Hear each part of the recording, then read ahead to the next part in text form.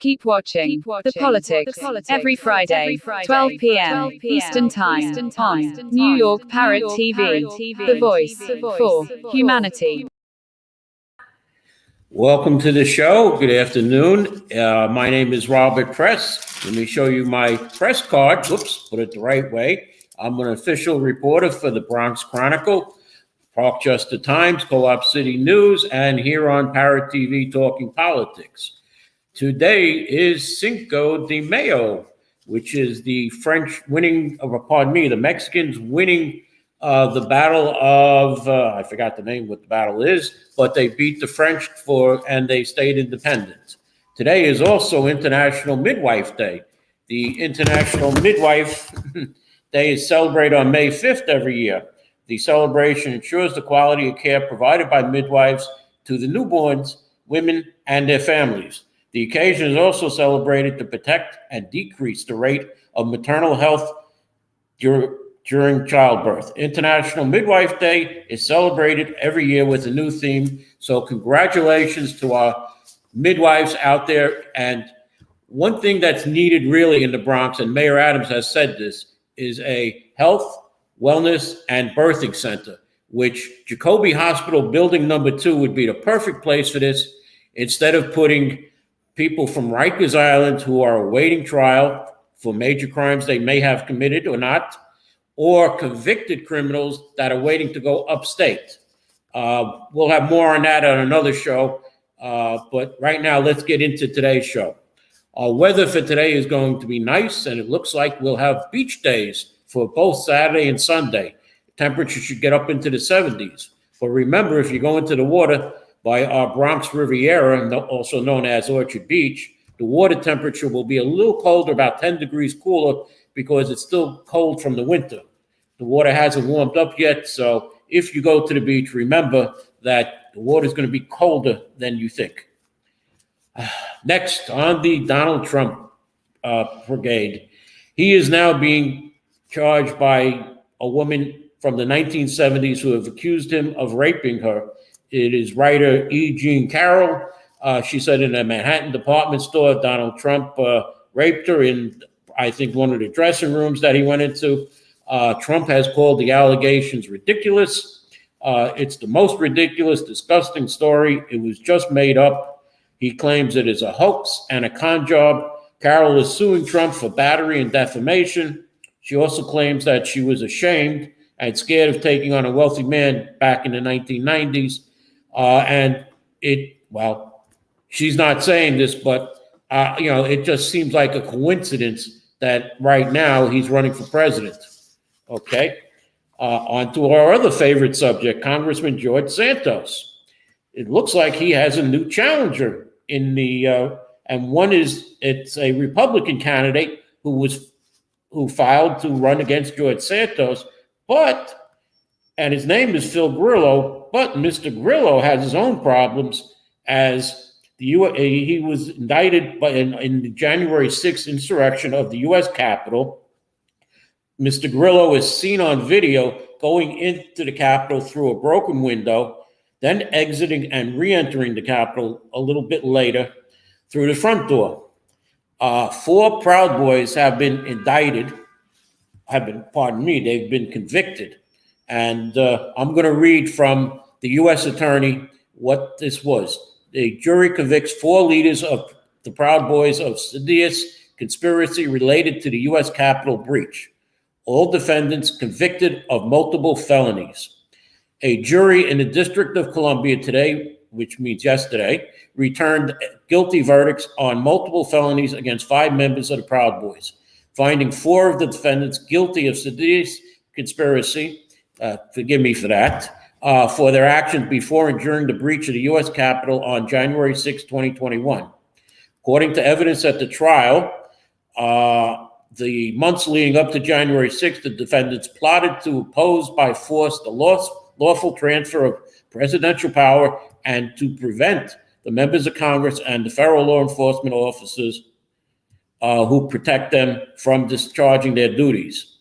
Enrique Tarrio, 39 of Miami, the former national chairman of the Proud Boys, Ethan Nordine, 32, of Auburn, Washington.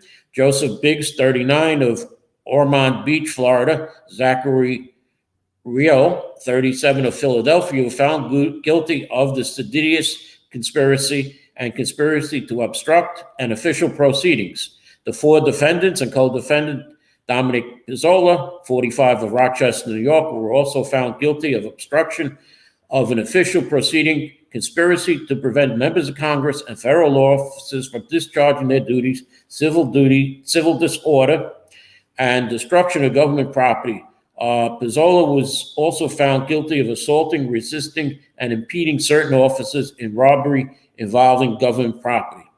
The Justice Department has secured the conviction of 4 leaders of the Proud Boys for insidious conspiracy related to the January 6th attack on the Capitol, said Attorney General Merrick B. Garland. In addition, those defendants and a 5th member of the Proud Boys were all convicted of felonies, including obstructing Congress's certification of the 2020 presidential election results and conspiracy to prevent Congress and federal officials from discharging their duties. It is a crucial step to hold criminally accountable those who attempted to undermine the peaceful transfer of power on January 6, 2021, said FBI Director Christopher Wray.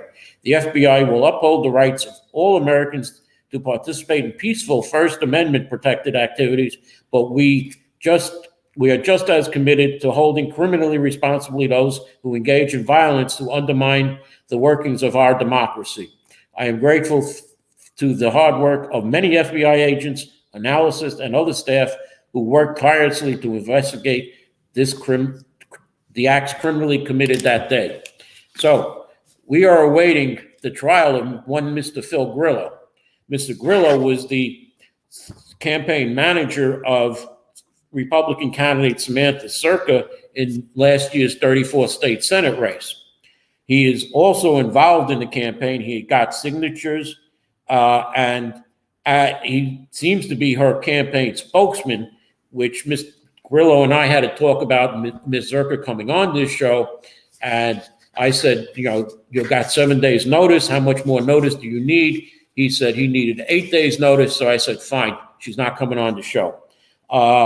But he's involved in Samantha Circa's Republican city council candidacy. And we'll see what happens when Mr. Grillo goes to trial. And it looks like he may be put away in jail for a few years. So I don't see a congressional run by Mr. Grillo. Other national news, President Joe Biden has approved the sending of 1,500 U.S. troops to the Mexican border as Title 42 restricting migrants to cross the U.S.-Mexican border is due to COVID-19 ends on May 11th. And thousands of migrants are expected to illegally cross the southern border into the U.S. It will be a 90-day deployment where the troops will come from various active duty units within the U.S. Army. They will be in mostly administrative and transportation roles to free up law enforcement and border patrol, according to 2 senior U.S. officials familiar with what is going on at the southern border. Now, National Security Council spokesman John Kirby said the 90-day deployment is not inconsistent with support to the border going back to when George W. Bush was president. The Pentagon said the Department of Homeland Security requested the troops, which will arrive as early as May 10th, 1 day before Title 42 restrictions end that were put in place by former President Donald Trump. Now, let's go to the state budget. As we know, the Assembly, Senate, and Governor have just passed a $229 billion budget, state budget. You can check my blog at www.100%, it's 100, PERCENTBRONX.blogspot.com to see exactly what the breakdown of the budget is from the governor. It would take me the rest of the show to say it, but I'm going to quickly give you some comments from Controller DiNapoli, who questions marks remain for the New York finances as federal pandemic aid is set to conclude and a potential economic downturn looms, Controller DiNapoli said in a statement on Wednesday. The finalized $229 billion budget approved by lawmakers in Hochul this week included record levels of funding for schools and boost support for mental health care in New York. It also commit more money to the metropolitan transportation in New York City area. All that is laudable, Napoli said, but there are transparency issues that continue to stem from the budget.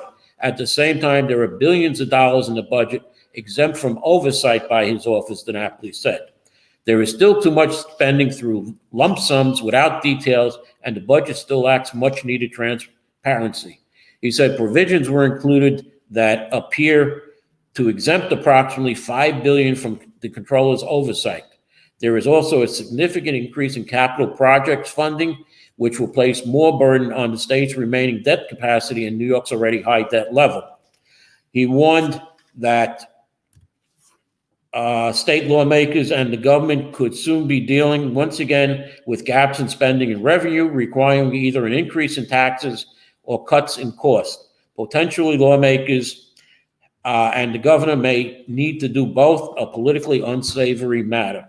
With an end to federal pandemic aid approaching and the possibility of economic downturn, it is unclear how recurring obligations will match recurring revenue in the years ahead, which could mean an out-year budget gap that puts future funding of critical programs in jeopardy, Napoli said. The size of the budget also concerns budget hawks at the Empire Center. Spending has increased significantly this year and is projected to go even further in the future.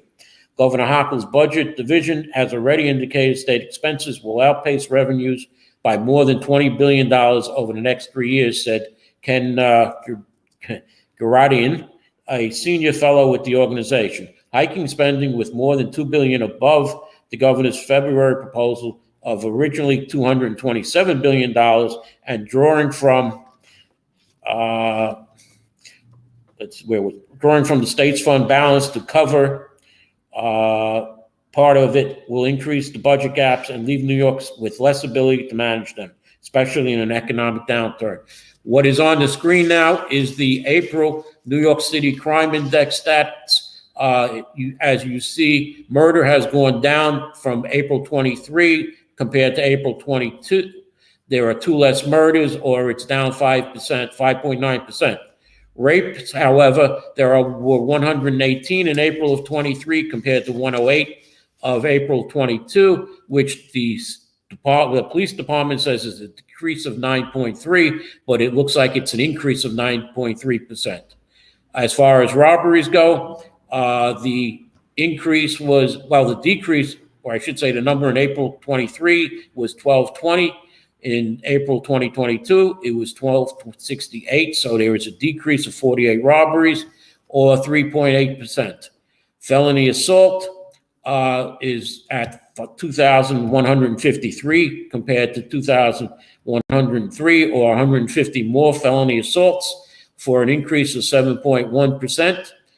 Burglary was 1095 compared to 1295 last year, which is down 154. Or down 12.3%. Grand larceny, which is stealing $1,000 or more, was up to $39.80. If we can raise this up a little more, Mr. Producer, as in April 22, it was $39.15, or 65 more grand larcenies. And the big increase was in car theft, which went up about 10%. Overall crime has gone up about 3.8%. And what I have in my hand is an ad tag that was given to me by Mayor Eric Adams at a press conference where he announced that 500 ad tags would be given out to people in the Bronx and the city who own Kias and Hyundais. I happen to own a Kia product, so I said to Mayor Adams, I own a Kia, and he flung it right at me, and I caught it, and this is the crime index. Okay, as we see, grand larceny auto, which is car theft, is at 1283 from 939 last year, which is up 344, or 36.6%. And again, that's due to the TikTok thing out there about Kias and Hyundais, how to steal them. The total crime numbers are 9,981 crimes for April of 2023, compared to 9,616 in April 2022, or 365 more crimes. I am going to take a break right now, and we'll come back with some more information. And hopefully I have a guest waiting for me concerning, and we'll be right back. Do you know that there is a publishing company that wants to make life easier for you as a writer? This publishing company is called World Inkers Printing and Publishing. We publish in all different languages, and we're looking for writers of all genres, all formats. We're looking for scholars, ghostwriters, playwrights, poets, short fiction, novelists, you name it. We're looking for anybody who is interested in writing and the craft of writing to be in touch with us. You can reach us at info.worldinkers@gmail.com. With World Inkers Printing and Publishing, you do not require a lot of money to publish with us. Contact us today at info.worldinkers@gmail.com. Become a winner with other authors at World Inkers Printing and Publishing. Give us a shot. We will surely convince you. Hey, I see I have both guests with me. Ms. Irene Estrada, candidate for the 13th City Council District, who attended a candidates forum this past Monday, where there are 7 candidates on the Republican and Democratic line who are running for City Council, and 4 of them showed up. Mr. George Havarack on the Republican line, along with Ms. Christy Mato. On the Democratic line, Ms. Irene Estrada and Mr. John Perez showed up. The incumbent Marjorie Velazquez did not show. Also not showing was Bernadette Ferrara, which was a surprise because she is the president of the Van Ness Neighborhood Alliance, which held the candidates night, and Samantha Zerka did not show up either. Now, I'm going to, Irene, can we let Andy King speak first for a moment? Yes, go ahead. Okay. Former City Councilman Andy King is running for his old seat, and he was knocked off the ballot by the Board of Elections, and he went to court. He is now back on the ballot, and the Board of Elections has now filed an appeal to that. So, former Councilman King, can you address this issue? Well, first and foremost, I just want to say thank you for being responsible and having a conversation with the people to keep us educated and informed. And I always got to give praises to the Most High in Christ who carries my steps, but more importantly, who made today happen. From the time that I was knocked off the ballot, the reason that I ever entered into this race is because the residents of the 12th district approached me, and from calls and texts and people knocking, even not just knocking on my house, walking in the street, hey, we appreciate the work that you used to do. We appreciated your voice. We appreciate your presence, just the way that you represented us. And we really miss that kind of representation. So they've asked me to run, and I took the challenge on to answer, the questions and the cries and just the demand of the people in the neighborhood where I was educated, raised, and lived. So after filing my paperwork, there was no question that the signatures that I submitted in, which was 1198, were invalid. My petitions were strong from the residents here in the 12th district, but someone in the neighborhood thought it was fit to file an objection to say that whether or not I really qualify to run based on term limits. So I said, okay. So last Friday, the Board of Elections, in a hearing, decided to go with that petitioner and disqualify me to run for the New York City Council 12th District.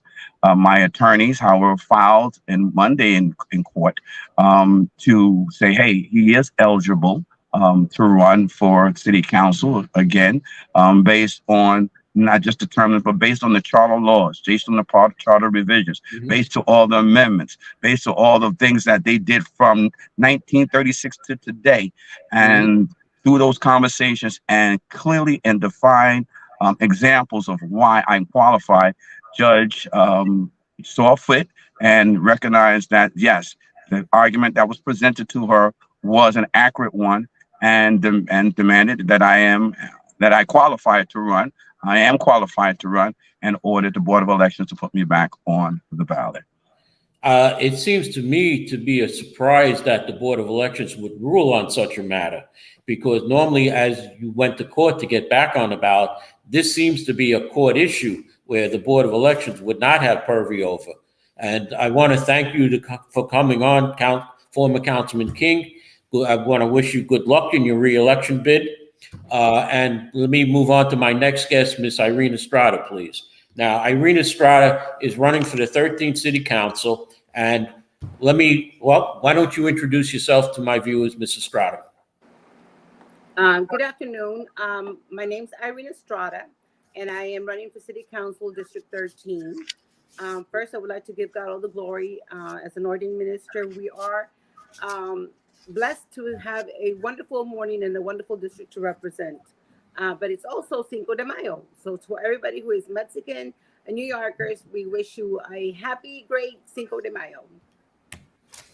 Okay, now let's talk about that candidates night. 3 of the candidates were missing, 2 on the Democratic side and 1 on the Republican side. And I, as a reporter, and I cover elections all the time, it's incumbent upon candidates to show up and explain. For instance, Marjorie Velazquez, the current city councilwoman, it's incumbent on her to show up and explain why voters need to reelect her, as well as the other candidates who didn't show up. Ms. Bernadette Ferrara, who is the president of that organization, the Van Ness Neighborhood Alliance, who gave the candidates night, and Ms. Samantha Zerka, who seems to be missing in action. Nobody has seen her. So let's just talk a little bit about I want to correct you on one thing, though, that you said during the debate, or the candidates forum, I should say. You mentioned that Mayor Adams was the one who created the no cash bail laws, if I'm not mistaken. It was the state legislature and the governor who signed the no cash bail law. So I just wanted to correct you on that. Otherwise, it was a wonderful debate, or I should, again, forum. Is there anything that you want to say that you may not have said during the forum? I'm going to have to look at the tape to revise to see exactly what I did say on the bail reform, because it was Senator Jamal Bailey that had written that particular bill. One thing that I would like to include when you mention of our other candidates that were supposed to be attending the forum and they did not come, it grieves my spirit only for one reason. We, as a district, are a strong pro-police district.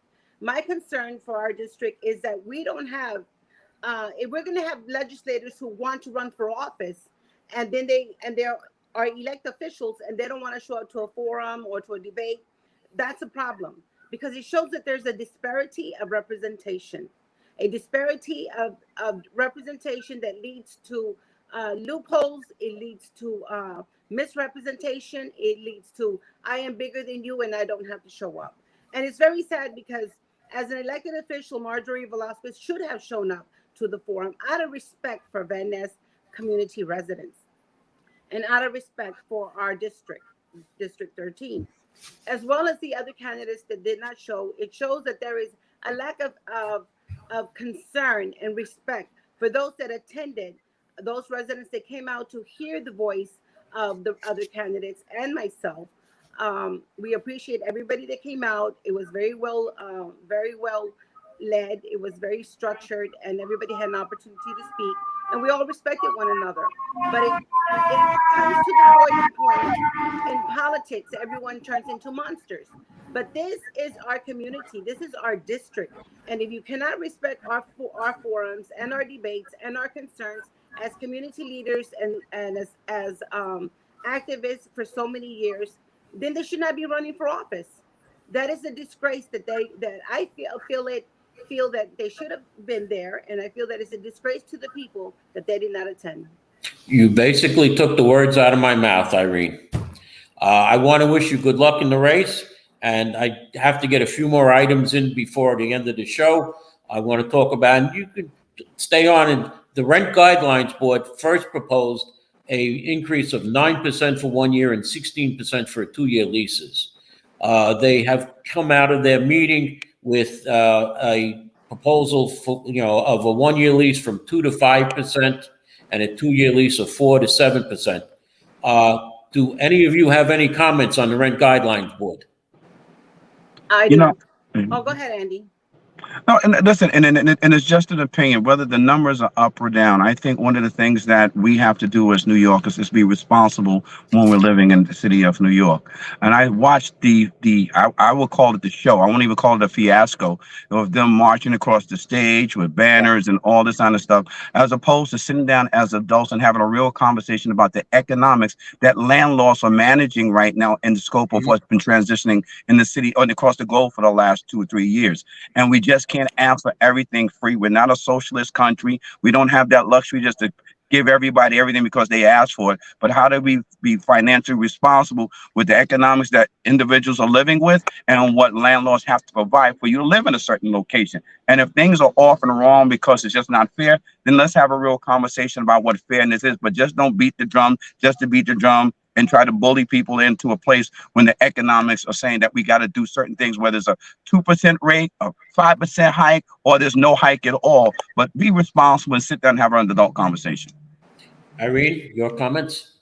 My concern is a housing advocate. For years, we have gone to the housing regulation protests and housing regulation guidelines meetings, and we have been speaking to the board, and we can fight until we're blue in the face, and it has not changed. The point is that my concern for all these increases is that during inflation, everything should be at a freeze.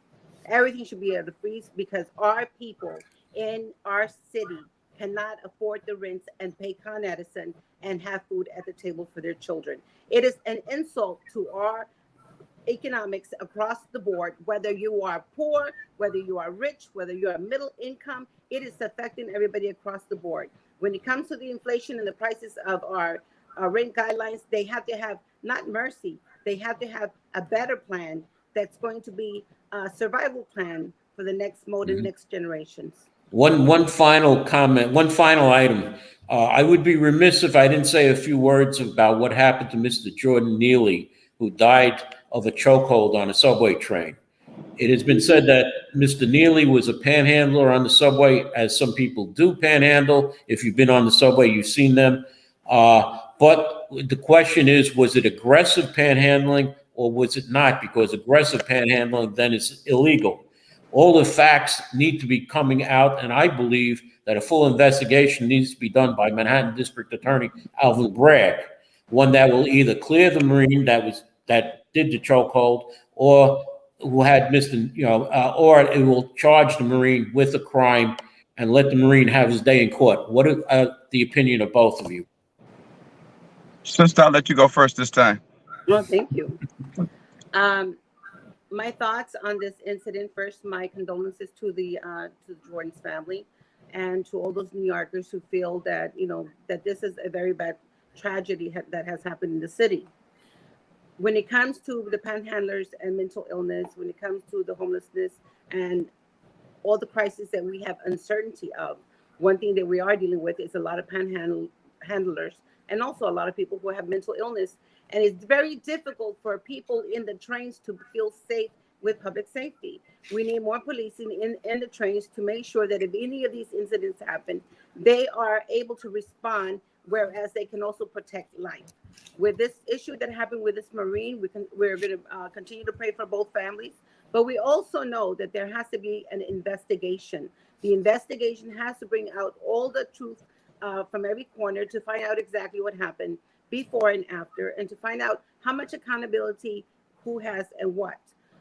We ask that the city, in solidarity to the Jordan's family and also to the Marines family, to give time for the investigation.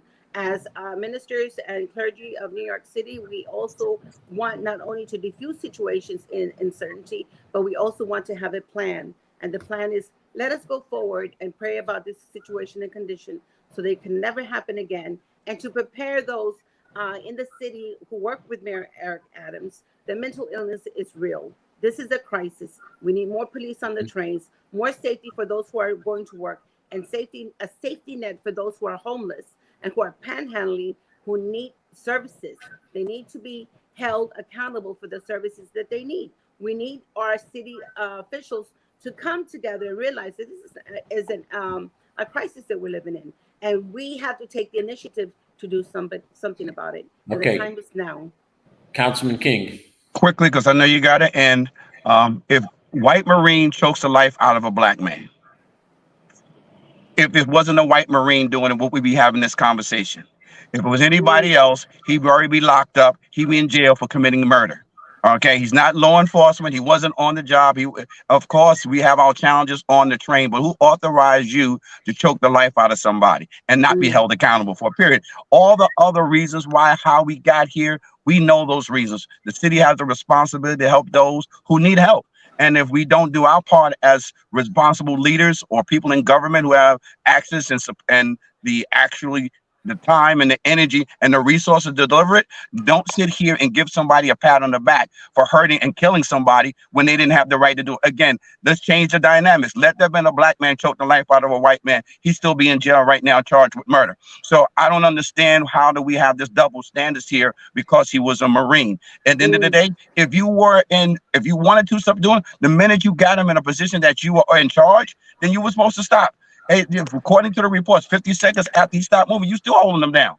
So seriously, that's murder for me right now. Nothing else matters, So after that, then let the government do what the government do to help those who are in crisis, whether it's psychological, mental, or physical needs. But right now, that guy needs to be in jail right now and held accountable for killing somebody, killing a New Yorker. And condolences to his family. Okay, I want to thank both of you for coming on, and I'm going to close with an event that's happening from Congressman Richie Torres, Councilman Eric Dinowitz, and Assemblyman Jeffrey Dinowitz, who are having a paper shredding event on May 7th, that Sunday, from 10 a.m. to 2 p.m. at Johnson Avenue and West 235th Street. It looks like I'll be going over there to say hello to my old friends and my new congressman. Let's end it there. By the way, is there any further comments from either of you that you want to say before I close? I want to say thank you for doing what you wanted to. And quickly, it was interesting when I went to court, and Robert, the Board of Elections pride themselves on perfect. When I demonstrated I was served with the wrong code and the wrong text within the charter, they just ignored it and still voted me out. But God is good. Jesus did what Jesus always does. He says, just be still and wait, and he delivered. To Sister Strada, I wish you well and much success on your campaign as well. God be with you. Thank you. Irene, any final words? My final word is to encourage all of New York City to get out the vote on June the 22nd. This particular voting is going to measure the destiny and the future and the direction that our future generations are going to take. I thank Robert for allowing me to be on his show, and I also thank Andy King for participating. I was also at the Board of Elections because Marjorie didn't want me running against her, and I am on the ballot. To make sure that you get out and vote and make sure you protect your community means that we all need to get out there and do our responsibility and our God-given right to get out the vote. Thank you, Robert, for having me. God bless. Thank you, Irene, and thank you, Andy. And in future shows, I will be discussing this ranked choice voting, where you can vote for more than one candidate by number. Since there are 4 candidates in that 13th council race on the Democratic side, you have an option of 1 through 4. And there are 3 Republicans, so an option of 1 through 3. You can rank your choice. And because if your first choice drops out, your vote will go to your second choice, and that will make a difference in this race. So it's important that you rank your vote rather than voting for just one person. I'm going to end the show right here. Thank my guest, Mr. Andy King, former Councilman Andy King. Hopefully he will return as Councilman Andy King. And I will disclose that I did cover Community Board 11 for Andy King for a while.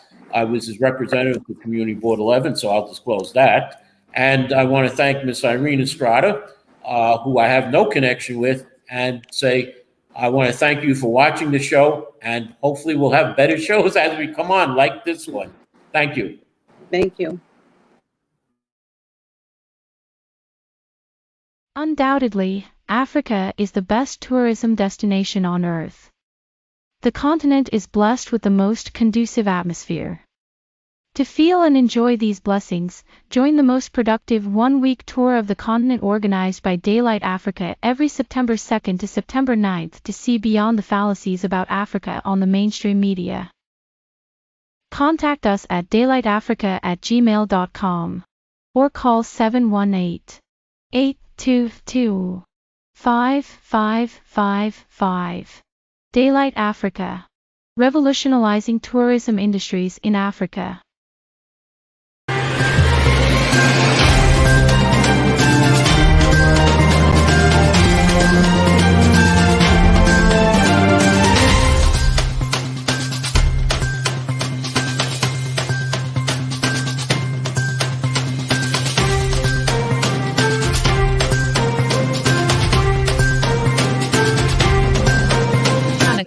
Keep watching The Politics.